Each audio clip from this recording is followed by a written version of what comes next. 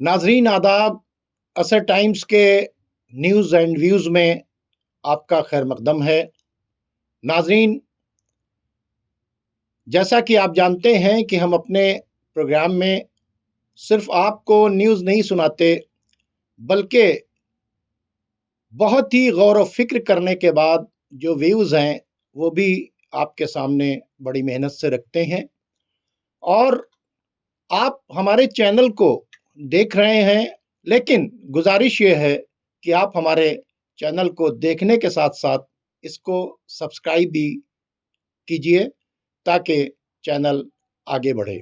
तो नाज़रीन, चलते हैं आज के ताज़ा हालात जो मिडिल ईस्ट के हैं उसकी तरफ।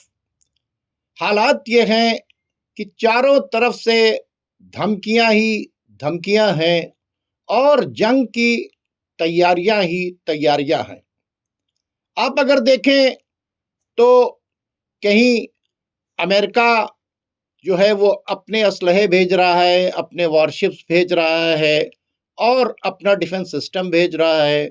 दूसरी तरफ आप देखेंगे कि ईरान में भी चाइना के और रशिया के प्लेन उतर रहे हैं और वहाँ पर भी डिफेंस सिस्टम इकट्ठा किया जा रहा है, आर्म्स अम्युनिशन इकट्ठा किया जा रहा है। तो हालात बड़ी तेजी से बिगड़ रहे हैं।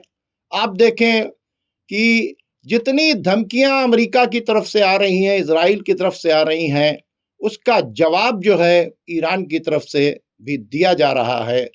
तो एक अजीब बात है, जो ट्रंप हैं इनकी धमकियां तो रुक ही नहीं रही हैं।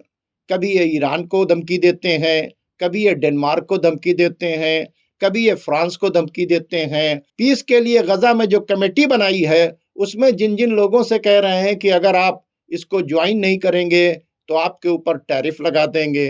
कभी कहते हैं कि हम ग्रीन लैंड जो है उस पर कब्जा कर लेंगे, कभी वो कहते हैं कि हम कनाडा को भी अपना पार्ट बना लेंगे। तो इस तरह से ट्रंप की धमकियां बढ़ती चली जा रही हैं। उन धमकियों के जवाब में लगातार ईरान की तरफ से भी धमकी हो रही है और ईरान को ना सिर्फ अमेरिका की तरफ से धमकी मिल रही है बल्कि इजराइल के तरफ से भी लगातार धमकी दी जा रही है।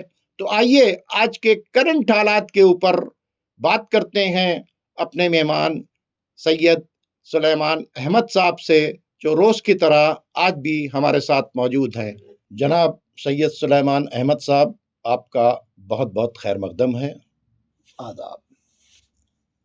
सुलेमान अहमद साहब, आप ये देखिए कि धमकियों का सिलसिला जी अमेरिका ने शुरू किया और कभी कहा कि ईरान को हम पूरी तरीके से जहन्नम बना देंगे, कभी ये कहा कि हम आयतुल्लाह खामनाई को कत्ल कर देंगे, कभी ये कहा कि ईरान को हम पूरी तरीके से ख़त्म कर देंगे।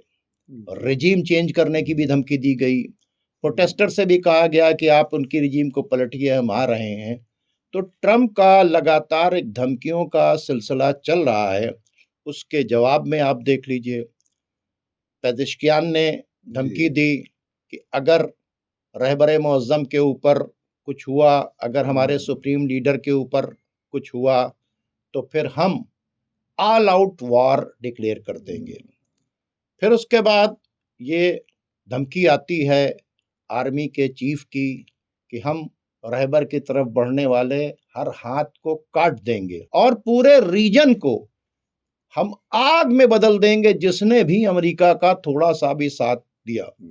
फिर उसके बाद वहाँ पर जो पार्लियामेंट के स्पीकर हैं उनका बयान आता है कि हम खामोश नहीं बैठेंगे, अगर दुश्मन अगर किसी तरह की बातचीत करता है तो फिर हम उसके ऊपर बाकायदा तौर पर एक्शन लेंगे। और इसके साथ साथ खुद ईरान में उन लोगों को जो अमेरिका और इजराइल के इशारे के ऊपर नाच रहे हैं उनको भी 72 घंटे की धमकी दी गई है कि 72 घंटे के अंदर तुम सरेंडर कर दोगे तो तुमको कम से कम पनिशमेंट दिया जाएगा, वरना तुम्हारे साथ कोई भी नरमी नहीं बरती जाएगी। तो आज हम पहले इस पर बात करते हैं कि जो ईरान को अमेरिका की तरफ से धमकी दी गई है और ईरान की तरफ से अमेरिका को धमकी दी गई, इसको आप कैसे देखते हैं? देखिए, बात ये नहीं कि हम ये कोई कैसे व्यू करता है, बात को एक चीज समझने की कोशिश कीजिए कि डोनाल्ड ट्रंप जो कि अमेरिका जो कि अपने को दुनिया की सबसे बड़ी डेमोक्रेसी मानता है, उसको हेड कर रहे हैं और उनका एटीट्यूड इतना अनडेमोक्रेटिक है कि वो लोगों की किसी दूसरे मुल्कों की कोई बात, कोई ओपिनियन को सुनने को नहीं तैयार है और अपनी चला रहे हैं। और ये क्यों ऐसा कर रहे हैं? वो तो यूरोप की भी नहीं सुन रहे, किसी को नहीं कर रहे हैं, यूरोप उसमें इंक्लूडेड है। और वो क्यों ये ऐसा कर रहे हैं? उनकी पूरी वो है, चाहत है कि दुनिया की इकोनॉमी को पूरा कंट्रोल करें। लेकिन ये जो है, इनकी इकोनॉमी बहुत बैड शेप में है। $13.5 ट्रिलियन का डेट है और डेट का इंटरेस्ट भी इतना है कि डिफेंस बजट के बराबर है। तो ये चाहते हैं कि दुनिया की ट्रेड को कंट्रोल करके वेल्थ जो है, दूसरों की वेल्थ जो है कब्जा करे। तो पहले ये फर्स्ट स्टेप है धमकी।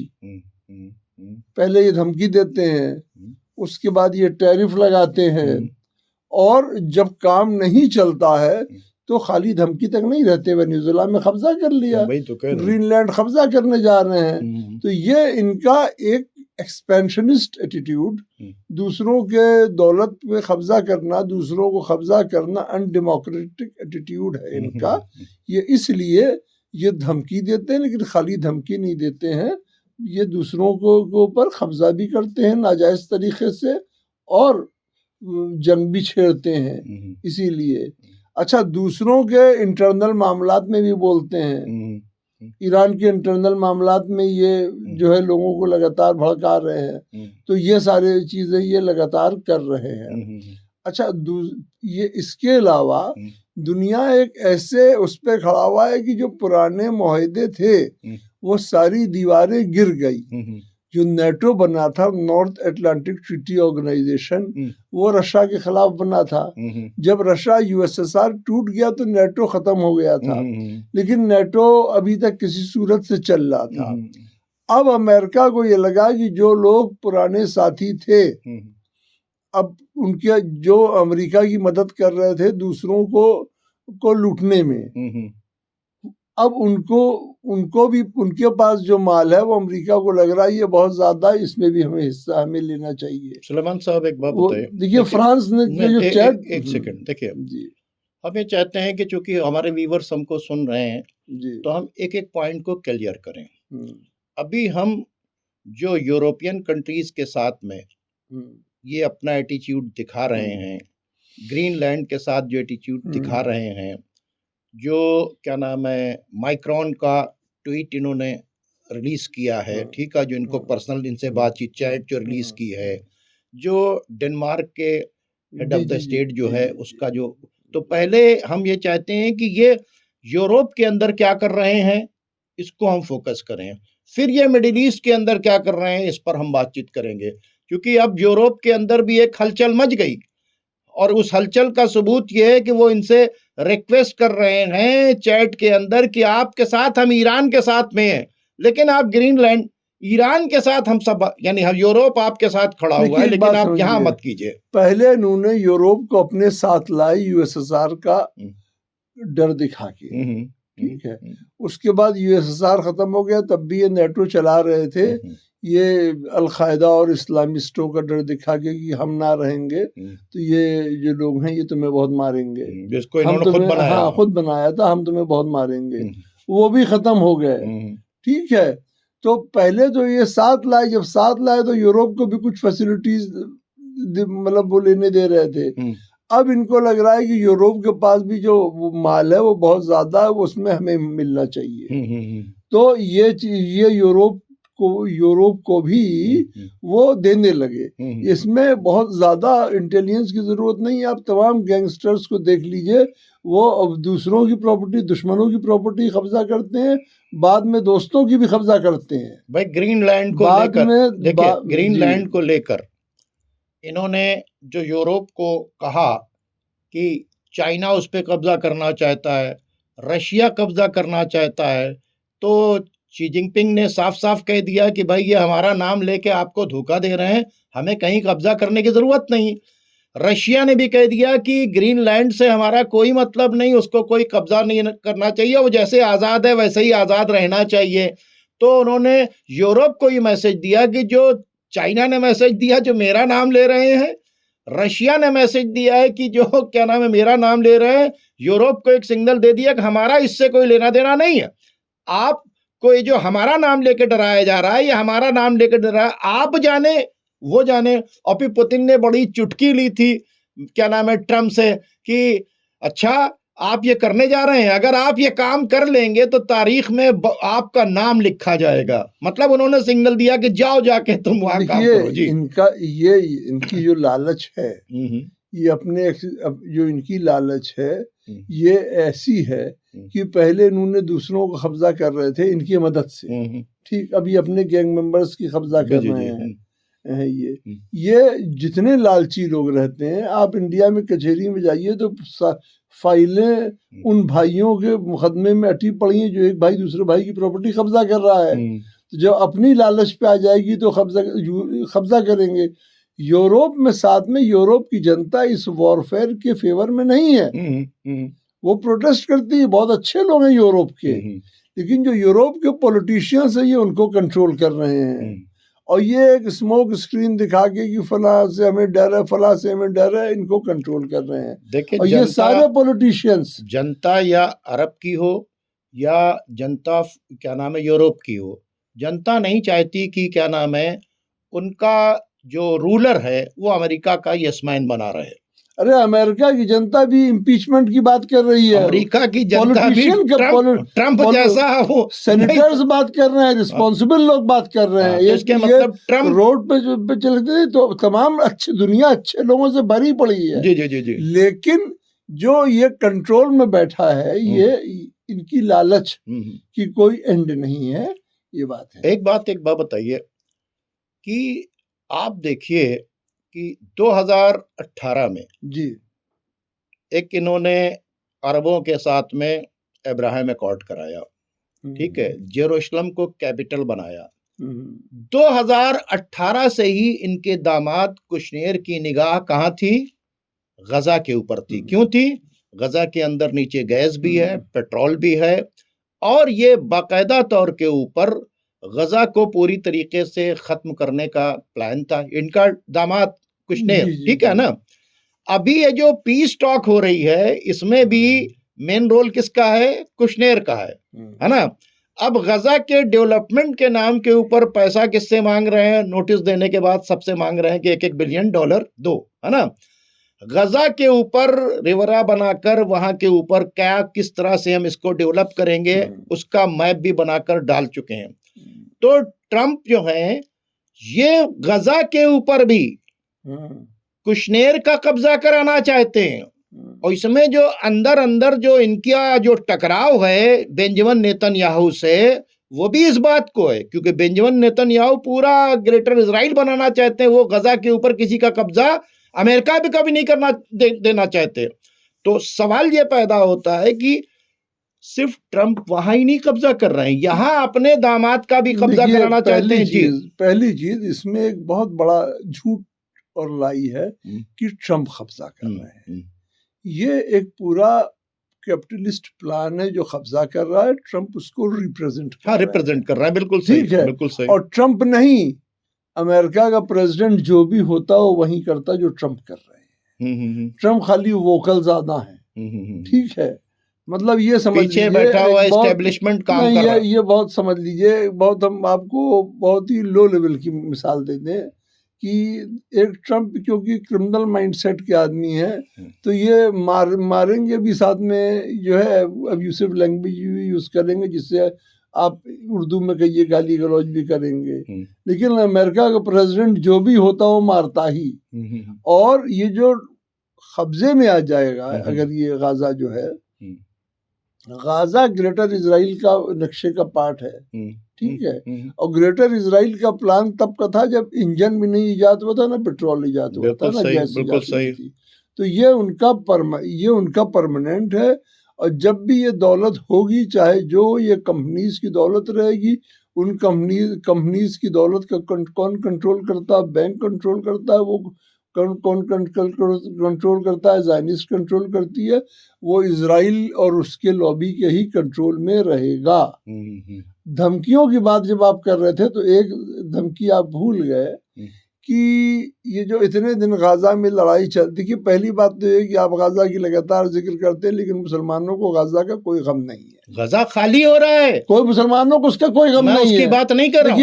गाजा खाली हो रहा है, पर्चे आज भी गिराए जा रहे हैं। यूएनरवा का ऑफिस जो है जेरूशलम में कल तोड़ दिया गया है। गाजा खत्म नहीं हुआ है जी। देखिए, जो आप कह रहे हैं कि गाजा खाली हो रहा है, बात सही है कि गाजा खाली हो रहा है। आप धमकी की पहले बात करें तो उस पर आइए आप। जो इतने दिन से मीडिया रिपोर्ट आती थी कि टर्की ने नेतन्याहू को धमकी दे दी, फलाने ने धमकी दे दी, फलाने ने धमकी दे दी। सब धमकी भी दे रहे थे और ऑयल सप्लाई भी दे रहे थे, खाना भी दे रहे थे, अपने मदद भी कर रहे थे। तो ये भी फर्जी धमकी, ये प्योर फर्जी धमकी दी गई है। सर, मैं आपको यही लाना चाह रहा था कि अमेरिका धमकी दे रहा है तो ईरान के ऊपर अटैक कर रहा है। अमेरिका धमकी दे रहा है तो वो वहां से जो है क्या नाम है, वेनेजुएला से उसके सदर को लेकर आ रहा है। इजराइल धमकी दे रहा है तो गाजा को खाली करा रहा है। इजराइल धमकी दे रहा है तो ईरान के ऊपर अटैक भी कर रहा है। ये जो मुस्लिम रूलर्स जो हैं, जो 2.5 साल से गाजा के लिए सिर्फ बयान जारी कर रहे हैं धमकी से, तो इनके तरफ से कुछ नहीं हो रहा है, बल्कि उनको फैसिलिटेट किया गया बाकायदा तौर के ऊपर। बशर असद की हुकूमत को गिराकर फिलिस्तीन के रास्ते के अंदर बहुत बड़ा रोड़ा आज़ादी के रखा गया और जौलानी जैसे टेररिस्ट की हुकूमत बना दी गई। उनकी जो धमकी है, मैं यहीं पर आपको लाना चाहता था, उनकी जो धमकी है वो धमकी नहीं है, साथ में प्रैक्टिकल है। उनकी धमकी नहीं है वो जॉर्डन के ऊपर प्लेन आगे उतार रहे हैं, उनकी धमकी नहीं है उनके जहाज जो है वो समंदर के अंदर हैं, ईरान के ऊपर अटैक की तैयारी हो रही है। इनकी सिर्फ जबान बयानबाजी है जो मैं इनको मुस्लिम रूलर्स की बातचीत कर रहा हूँ। पहली चीज तो यह है कि ये जो धमकी मुस्लिम रूलर्स दे रहे थे, ये अपनी जनता को सेटिस्फाई कर रहे थे। ठीक है जी। अभी टर्की में ईरान के फेवर में टर्की की आवाम ने जुलूस निकाला। और टर्की में कुछ ईरानी जो रजा शाह पहलवी की फोटो लेके उछल कूद रहे थे, टर्की की पुलिस ने नहीं, जनरल पब्लिक ने उनको मार के भगाया कि तुम लोग ये हम लोग ईरान के साथ है, तुम लोग ये जो खुराफात कर रहे हो ये यहाँ पे हम लोग टॉलरेट नहीं करेंगे। आवाम तो पूरी तरीके से आवाम को भगाया। ये अपनी आवाम को सेटिस्फाई करने के लिए वो कर रहे थे। साथ में वो न्यूज चैनल्स जो कहीं ना कहीं से बेनिफिशियरी हो रहे थे या बेनिफिशियरी नहीं थे, तो वो किसी जहनी उसका शिकार थे, वो बायस थे, क्या थे, हम उन पे नहीं जाना चाहते। वो ये कह रहे थे साहब कि ये देखिए उन्होंने ये बोला, वो बोला, ये बोला, वो बोला। वो टर्की ने जरा सा बोल दिया, फौरन वो चीखने लगते थे। साथ में ऑयल, गैस, फूड, स्टील सब चीज तो दे रहे थे इजराइल को दे रहे थे, दिए हैं, सब दे रहे थे। ये यूएई ने बाकायदा तौर पे जेट्स दिए, एयर स्पेस सब ने दिया अटैक करने के। 70% जो गजा के ऊपर अटैक हुआ है टर्की के जरिए दिए हुए फ्यूल से हुआ। अच्छा, एयर स्पेस दी है। और जब ईरान ने पिछली लड़ाई में हमला किया था 12 डेज वॉर में, तो वो काटा भी है।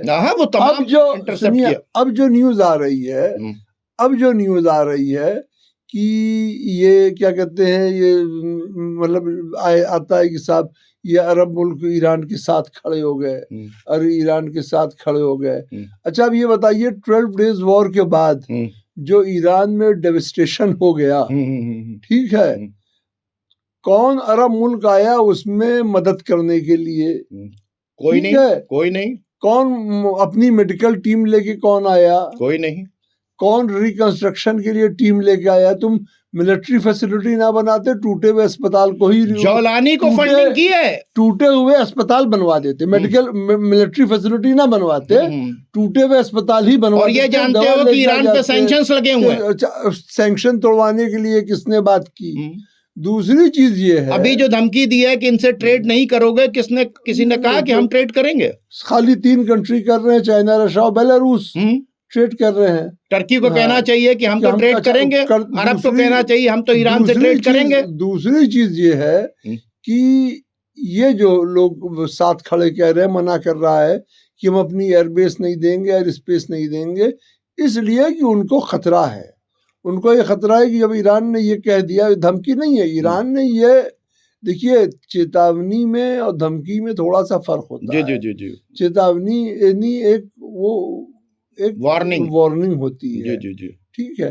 आपके यहाँ अगर आग लग जाए तो कोई आदमी कहे कि देखिए आग लग रही है, तो ये धमकी नहीं है, ये वार्निंग है। तो उन्होंने वार्न किया था कि देखिए अगर आपकी फैसिलिटीज हम हमारे खिलाफ जंग, if your facilities will use to wage a war against Iran, अगर आपकी जो फैसिलिटीज है ईरान के खिलाफ जंग में शामिल होगी तो हम उस पर अटैक करेंगे। तो ये बहुत क्लोज लोग हैं, मतलब जोग्राफिकली, तो इन्होंने इसलिए मना कर दिया क्योंकि अगर इनको ये डर ना होता कि ईरान अटैक कर पाएगा, और ईरान ने कतर पर करके दिखा दिया, तो ये मना ना करते। कुछ रिपोर्ट्स ये आई कि इन लोग जब अमेरिका ने कहा तो इनको डर लगा, तो अमेरिका ने ये कहा कि हम इस बार इतना जबरदस्त हमला करेंगे कि ईरान खत्म हो जाएगा। तो उस पे और तुम्हारी सप्लाई लाइन नहीं रोक पाएगा, तुम्हारी सप्लाई लाइन नहीं रोक पाएगा, तुम स्टेट ऑफ हॉर्मुज़ से अपना तेल ले जाओगे, हम बिल्कुल पैरालाइज कर देंगे। तो ये भी इनको एक ऑफर दिया गया था। तो ये लोग जो है नहीं खड़े साथ में। दूसरी तरफ सीरिया में अभी जो सीरिया में जोलानी जो है वो अमेरिका का भी आदमी, इजराइल का भी आदमी है, सऊदी का भी आदमी है, टर्की का भी आदमी है। बिल्कुल सही। देखिए जो मुनाफिक होता है वो सबसे मिला होता है, सही चारों तरफ, वो सबसे उसका फायदा सबसे नहीं, वो सबको हाँ कर देता है, सही चाहे बाद में जिसके साथ जाए, लेकिन वो जबानी तौर पर सबको हाँ कर देता है। इधर सीरिया में खुर्दों का, और सीरिया और इराक दोनों कंट्रीज में खुर्दों का मूवमेंट बहुत तेज हो गया, बहुत तेज हो गया। जेल ब्रेक्स जिसे अमेरिका ने रिलीज करवा दिया, कई जेलों से जो ISIS के लोग थे उनको रिलीज करवाया। साथ में जो खुर्दियों के कंट्रोल में जो ऑयल फैसिलिटीज थी और इनकम की जगह थी, वो उन्होंने जोलानी ने कब्जा कर लिया जी, वो जोलानी को कब्जा करवाया गया। वो इसलिए करवाया गया ताकि ये खुर्दी जो फ्री हो जाए। अभी अफगानिस्तान से रिपोर्ट आई है कि अफगानिस्तान में जो इंटरनल फ्यूड था तालिबान का, ये बहुत सख्त हो गया। और इसमें आपने पिछले बार न्यूज में इधर देखा होगा कि चाइनीज रेस्टोरेंट पे अटैक हुआ, काफी अटैक हुआ। तो चाइना को प्रोजेक्ट्स अपने बहुत सारे जो थे वो टेम्पररी रोकने पड़े, और इधर अफगानिस्तान में उससे एक बड़ा अनएम्प्लॉयमेंट क्रिएट हो गया। जी। देखिए ये जो अनएम्प्लॉयमेंट अफगानिस्तान में क्रिएट किया जा रहा है, उसको एक वजह ये कि अफगानिस्तान हजारों साल से मर्सनरीज का कंट्री रहा है, जहाँ से मर्सनरीज हायर होते थे। इंडिया में भी जितने राजा रजवाड़े थे लड़ाइयों में हायर करते थे अंग्रेज भी। तो जब ये अनएम्प्लॉयड हो जाएंगे तो ये मर्सनरीज जो है ये अमेरिका हायर करवा पाएगा। चलिए अभी मैं उधर नहीं जानना चाहता, मैं ये कह रहा हूँ कि देखिए अब धमकी पे बातचीत हो रही थी, कल जो है बेंजामिन नेतन्याहू ने खड़े होकर नेसेट में अपनी धमकी दी कि हम जो है ईरान के ऊपर अटैक करेंगे, ठीक है। उन्होंने दूसरी तरफ अमेरिका से भी कहा कि भाई 700 मिसाइल्स तक जो है वो अगर ईरान की तरफ से आएंगे तो उसका जो भी डिस्ट्रक्शन होगा, हम जितना इंटरसेप्ट करें वो होगा, उतना हम झेल सकते हैं। 700 से ज्यादा मिसाइल हम नहीं झेल सकते। ईरान ने कहा कि हम 2000 मिसाइल्स मारेंगे। इसके मतलब कि अब इनको 2000 मिसाइल्स का अरेंजमेंट करना पड़ेगा, ठीक है। इन्होंने अमेरिका को यह बात क्लियर कट कर दी कि 700 से ज्यादा हम नहीं रोक पाएंगे। ईरान ने क्या कहा, हम 2000 मारेंगे।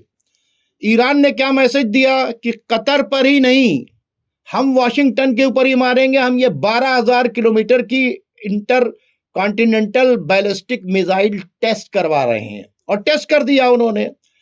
रशिया ने अपने यहां टेस्ट करवा के बता दिया कि हम पूरी तरीके से ईरान के साथ में खड़े हुए हैं। और इतना ही नहीं, उन्होंने साफ साफ ये कहा कि आयतुल्लाह खामनाई के ऊपर जो अटैक है उसे बर्दाश्त नहीं किया जाएगा।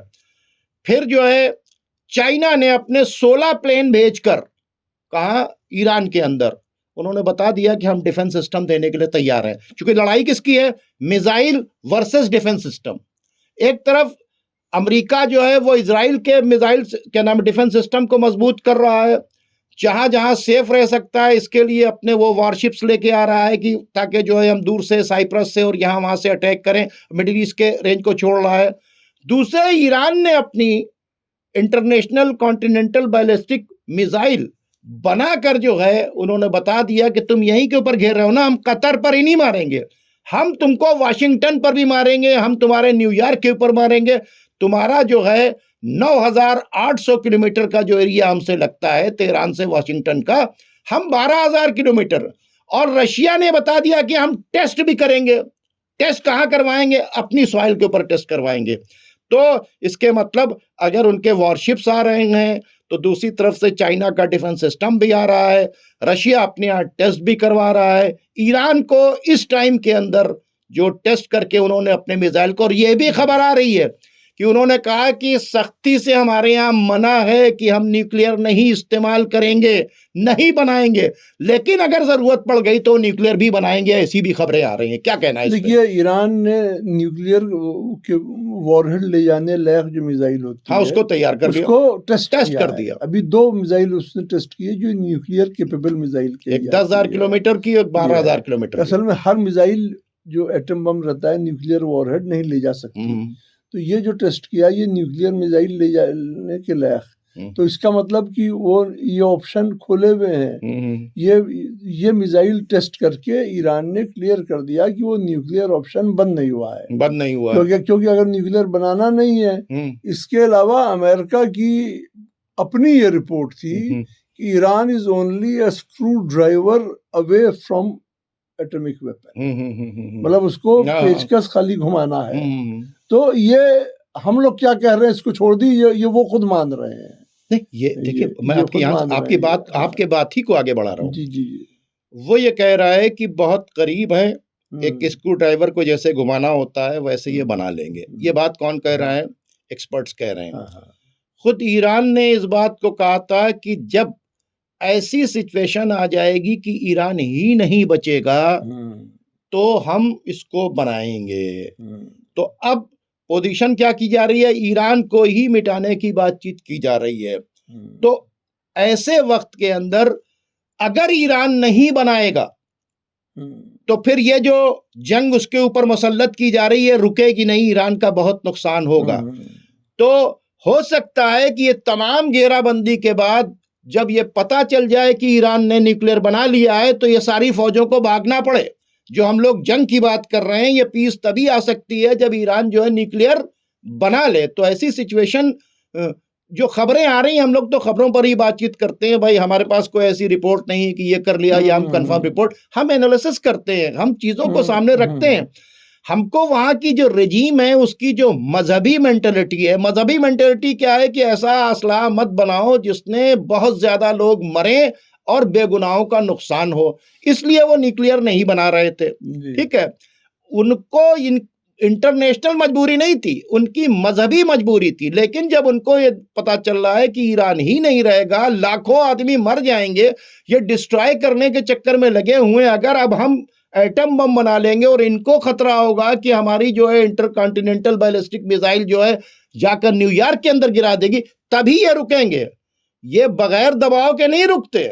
तो ये जो ऐसी सिचुएशन है यही जंग को रोक सकती है मेरे ख्याल से। कि ये जो सारी खबरें आ रही हैं, एक बड़ी अजीब बात ये है जी कि मतलब थोड़ा सा हम पीछे जाके इस पे बात कर रहे हैं डिस्कशन में, जो ईरान के प्रोटेस्ट ये खुल के कह रहे हैं ट्रम्प कि हम ईरान को सफ़े हस्ती से मिटा देंगे, नामो निशान, यानी एटम बम का यूज कर देंगे। तो वो प्रोटेस्टर्स जो अयातुल्लाह अली खमेनी के रजीम को गिराने की बात कर रहे थे, और वो रजा शाह पहलवी के साहबजादे जिनके दिल में ईरान के लिए बड़ी मोहब्बत उमड़ रही थी, वहाँ के लोगों की तकलीफ़ों के लिए और वहाँ की तकलीफ़ों को जो ट्रंप साहब वहाँ की आवाम को निजात दिलाने के लिए आने की बात कर रहे थे और कह रहे थे बहादुर ईरानियों घबराओ नहीं, हम आ रहे हैं, आई एम ऑन द तो way. I am on the way. तो जब आप न्यूक्लियर से निशान ही मिटा देंगे तो उनको क्या तकलीफ नहीं होगी, कहा ही क्या वो बच जाएंगे, वो वहाँ के ऊपर जो लोग हैं,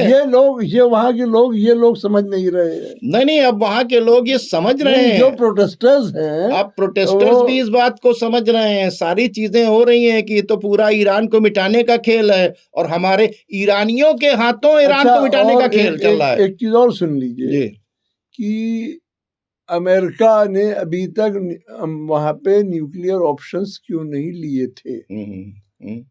जब से ईरान बना है तो पूरी लगातार साजिश कर रहा है। हाँ, सबसे लेकिन कभी रुकी नहीं। एक चीज को उसको एक फियर ये है कि हो सकता है कि जो एटम बम, भाई देखिए आग रहती है, वो बहुत हीट रहती है, हो सकता है वो इलाके के ऑयल जो जैसे खतर है, खतर तो उन्होंने बना दिया एक आर्टिफिशियल कंट्री है, बहुत सारी ऑयल एंड गैस फैसिलिटी जो उस पूरे बेल्ट की है। अच्छा, अरब कंट्रीज की जो ऑयल फैसिलिटीज है वो ईरान इराक के आसपास है सारी, सही, कुवैत है, कतर है, और ये जो कुछ सऊदी अरब का भी कुछ इलाका है, बहुत सारी चीजें हैं। कहीं ये ना हो कि वो हाई टेम्परेचर से वो सब में आग लग जाए, सारे तेल के कुओं में, जिस चक्कर में हमने अटैक किया वही ना मिले, वो सारे तेल के कुओं में आग लग जाए। और अगर ये वो तो नहीं मिलेगा, लेकिन अगर आग लग गई और ये न्यूक्लियर हो गया तो उसका मौसम पे असर जो होगा, मौसम पर होगा, पड़ोस पर होगा, ऐसा थोड़ी होगा, वो हिंदुस्तान से लेके यूरोप तक, क्या गल्फ के बाकी कंट्रीज में नहीं होगा उसका असर? गल्फ छोड़िए, यूरोप में भी, गल्फ तो खत्म ही हो जाएगा, बिल्कुल सही। और लेकिन ये यूरोप तक उसका असर जाएगा हीट का, और इंडिया तक आएगा, और तमाम जो वो पानी जो बह रहा है, वो पानी रेडिएशन होके खत्म हो जाएगा, पानी रेडियो एक्टिव हो जाएगा। तो पानी वो जहाँ जहाँ जाता है समुद्र में, वो रेडियो एक्टिविटी जो है वो फैलेगी। उसके बहुत सारे वो हैं, हिरोशिमा नागासाकी के एग्जाम्पल हैं दुनिया के पास, जो क्या हुआ था, उस पे दोहराना नहीं चाहते हम इसको। तो देखिए नाजरीन, चूंकि वक्त कम है, हकीकत यह है कि जो धमकियां हैं वो धमकियों तक नहीं है, ये बर्बादियों की तक जा रही हैं, और इन तमाम बर्बादियों की जिम्मेदारी किसी और की नहीं है, उसकी जिम्मेदारी बेंजामिन नेतन्याहू और ट्रंप की है। गज़ा को पूरी तरीके से खाली कराया जा रहा है, वेस्ट बैंक में और गज़ा में दोनों में पर्चे गिराए जा रहे हैं।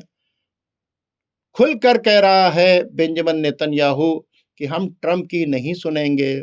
उधर ट्रंप जो है गज़ा को डेवलपमेंट करने के लिए 80-80 मुल्कों को ऑफर कर रहे हैं कि आप आइए, यहाँ पैसा लगाइए, हम इसको डेवलप करेंगे और हम इसको अब चलाएंगे। जो उसके साथ नहीं खड़ा हो रहा है उसको भी धमकी दे रहे हैं। ईरान ने धमकियों का जवाब सिर्फ धमकी से नहीं दिया, अपनी बैलिस्टिक मिसाइल टेस्ट करके और चाइना और रशिया के जरिए डिफेंस सिस्टम को मंगाकर बता दिया कि हम डिफेंस भी करेंगे, अटैक भी करेंगे, जरूरत पड़ेगी तो हम न्यूक्लियर भी बनाएंगे। तो उन्होंने क्लियर कट कह दिया। अब किसी की हैसियत नहीं थी किसी मुस्लिम कंट्री में कि वो इजराइल के ऊपर अटैक करे। ये काम सिर्फ और सिर्फ ईरान ने किया है। ईरान जो कहता है वो करता है। और अब ईरान ने कहा था कि हम बेसेस के ऊपर अटैक करेंगे, उसने कतर के बेस के ऊपर भी अटैक किया। ईरान ने कहा है कि हमने जो मिसाइल्स बना लिए हैं इससे हम न्यूयॉर्क के ऊपर भी अटैक करेंगे, उसको उन्होंने टेस्ट करके दिखा दिया है। उन्होंने ऐसी सिचुएशन में ये तय कर लिया है कि जरूरत पड़ी तो न्यूक्लियर भी बनाएंगे। अगर हम पर न्यूक्लियर अटैक करने की बातचीत होगी तो हम भी न्यूक्लियर बनाएंगे। तो बहरहाल दुनिया इस वक्त बहुत खराब हालात से गुजर रही है और हर जगह अमेरिका ने अगर आप देखेंगे तो खलफशार मचा रखा है। आप यूरोप के अंदर देख लीजिए, वहां धमकी दे रखी है। आप ग्रीनलैंड की बात देख लीजिए, आप कनाडा की बातचीत देख लीजिए, आप वेनेजुएला को देख लीजिए, आप गल्फ के अंदर उठाकर देख लीजिए। और अब तो दुनिया के अंदर एक बहुत बड़ा मैसेज चला गया है कि रूलर्स जो हैं वो ट्रंप के साथ हैं, लेकिन अवाम चाहे यूरोप की हो चाहे अरब की हो, वो ट्रंप के खिलाफ हैं। और कैसे उस आदमी के साथ खड़े हों जिसके गलत होने की फाइल जो है जेफरी एप्स्टीन की खुल गई है, उसके फोटोज सामने हैं। देख रहे हैं दुनिया वाले कि ये किस कदर दुनिया का गंदा आदमी है, ये माफिया है, ये कैरेक्टर लेस आदमी है, ये किसी का नहीं है, ना ये यूरोप का है ना ये अरब का है। उसने मैसेज दे दिया। अगर टर्की और अरब कंट्रीज और यूएई ये सब के सब समझदार होंगे तो उनको सोचना पड़ेगा कि जब वो यूरोप का नहीं है तो वो आपका कहां से होगा। बहरहाल बड़े अफसोस के साथ कहना पड़ रहा है कि गजा जो है वो पूरी तरीके से खाली होने के लिए तैयारी की जा रही है और गजा खाली कराया जा रहा है, लेकिन ये तमाम अरब ममालिक बड़े बड़े असलहे, जहाज, फौजें रखने के बावजूद टर्की से लेकर मोहम्मद बिन सलमान तक खामोश तमाशाई बने हुए हैं। और जॉर्डन तो पूरी तरीके से आपने देखा है कि अब वो एक्सटेंशन ऑफ इजराइल बनकर इस वक्त काम कर रहा है और वो ताकतें जो फिलिस्तीन और बैतुल मुकद्दस की आज़ादी की लड़ाई लड़ रही हैं उनको मिटाने की कोशिश कर रहा है। हमारी परवरदिगार से फिर यही दुआ है कि परवरदिगार जंग न हो, जंग रुक जाए, क्योंकि जंग का नतीजा मैं बार बार कहता हूँ सिवाय जो है बर्बादी के कुछ नहीं है। और जो बर्बादी के बारे में सोचता है वो अच्छा इंसान नहीं होता। दुनिया वालों को ये देखना चाहिए कि क्या ट्रंप और बेंजामिन नेतन्याहू दुनिया की बर्बादी के लिए सोच रहे हैं या दुनिया के में अमन लाने के लिए सोच रहे हैं। आज सबको समझ में आ जाएगा कि दुनिया भर के जितने दहशतगर्द हैं, जितनी टेररिस्ट ऑर्गेनाइजेशन है जो बनामे इस्लाम फैली हुई है, अफगानिस्तान से लेकर सीरिया तक, ये तमाम टेररिस्ट ऑर्गेनाइजेशन यही अरब कंट्रीज, यही बेंजामिन नेतन्याहू, यही अमेरिकन रूलर्स की बनाई हुई है, यानी अमेरिका, इजराइल और उनके एलाइज की तैयार की हुई है, जो इंसानियत, अमन और इस्लाम के नाम पर भी बहुत बड़ा खतरा है। नाज़रीन, अब आप हमें हमारे मेहमान को इजाज़त दीजिए। खुदा हाफिज़।